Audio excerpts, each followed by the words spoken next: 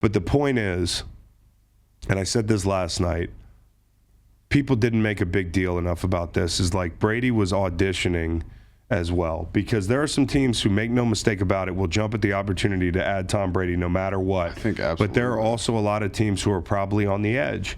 And they're like, hey, I don't think we have the infrastructure here to support this guy. What does everyone in the NFL It's like say? when you bring a pet home, and if your house isn't pet friendly, or you have your parent living with you when they're 85 years old, you need to have the stair rail thing that Tom Brady glides up the stairs on. You got to have like life alert set up. You have to have one of those bathtubs that's easy to climb into. You just got to bring in Alex Guerrero. Not every house has the handrail. Not every house has the easy climb in tub.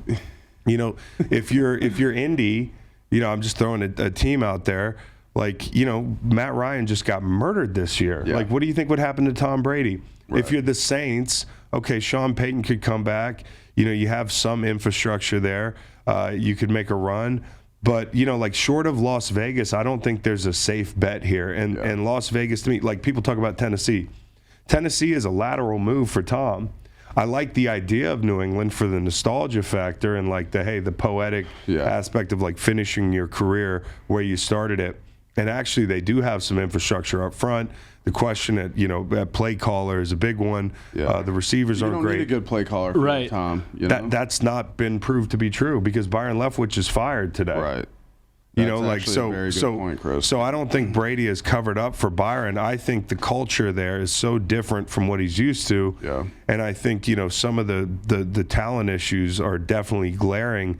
But I think, you know, Brady at his best is working with a Josh McDaniels, and they work together. It's not Brady having to carry the load of the game plan, which I think, like, one of the reasons I thought they might be better yesterday was I thought Brady would really get in his bag and game plan for these guys himself. Yeah. But obviously that doesn't work. Early and that doesn't work. Yeah. That's not how they're built. They're not built for that, and they couldn't run the ball very well, obviously, and you thought that'd be better with Jensen and guys come back. But where do you think Tom would want to go? Like, Jets. Miami is on the list. The Jets, okay. Just the last Jets, little NFC East. I think if you ask Tom where he wanted to go, his kids are all on the East Coast. You know, he's a warm weather guy now. It's hard to go back, right? Miami would be a geographically agreeable move for him. The question is, and I had heard a report that the sources say that Tua is going to be back next year as quarterback. It's a weird report to put out. That's a big thing to play close to the vest, and you're going to leak that before the playoffs. Like, I just don't know what the point of that is, so I'm not sold on that. Obviously, you know how I feel about Tua's ceiling. I don't know that Tom Brady gives you a much better chance. There's a big question mark. The ledge with quarterbacks, we talked about this, it can be so sudden and so steep. You know, so Miami is on the list. I think Vegas makes the most football sense. You have Josh McDaniels, the whole thing, but that's a big move for him.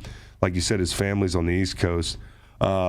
So I don't know, man. I just didn't want the point to get lost that last night is not insignificant if you're sitting there at home evaluating Tom Brady as your possible next starting quarterback. But I was going to say this earlier. Like, what do we always say in the locker room? Like, your film is your resume. This dude's got fucking 30 years of tape out there. Yeah, but what's his last year look like? What have you done for me lately? Yeah, and that's the point, man. If you're going to throw money at this guy, and, you know, a team that's going to bring in a Tom Brady has an open window, conceively, then you don't want to waste that window. If there's hey, listen, there's some quarterbacks you'll probably be surprised by if a team's evaluating an A and B, like player A and player B. Player A might shock you, but they're stacking Tom Brady up against in some scenarios. There is a little, you know, unspoken, like he brings this coaching and this juice component where you're like, oh, like think about when he first got down to the Bucs, you know, in 2020, where it's like, okay, we got Tom, like we can do whatever. You know what I mean? But they were also fantastic defensively. Agreed. They were better up front. A lot of good weapons. 100%. They had weapons. I'm just saying there is a little bit of that, you know, where wherever he goes, you know, the team is juiced up and everyone's kind of on their shit because he's just walking around through that building. Well, maybe they lost a little bit of that. I mean, people are seeing Tom Brady.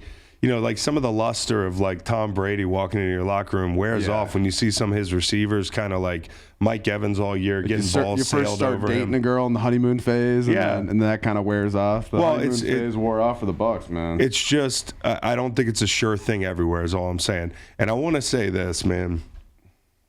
On that pick that Brady threw, Yeah, that was one of the dirtiest plays I've seen a quarterback make in the history of the game. Yes, and some people are going to say, "Oh, that's hyperbolic."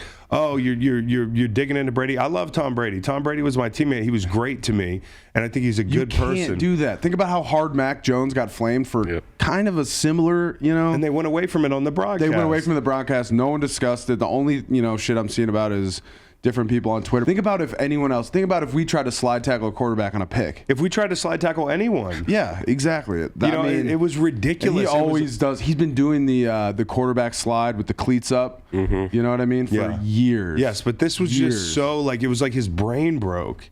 Yeah. Like when he gets frustrated, I think his brain breaks.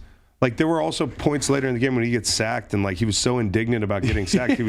He was shoving people. He gave him a dirty look and as he's getting off the ground. I mean, but he's always been that petulant. Guy. The word is petulant. That's nice. That's a good word. And I'm a big fan of Brady's, man. I was rooting for him last night. I didn't want that not to get covered because that was the imbalance in how that would be covered if that was a defensive player or another quarterback. People would be like, "What the fuck is he doing?" A lot of the douchey things he do. Listen to the full podcast on Spotify, Apple Podcasts, and other podcast streaming platforms.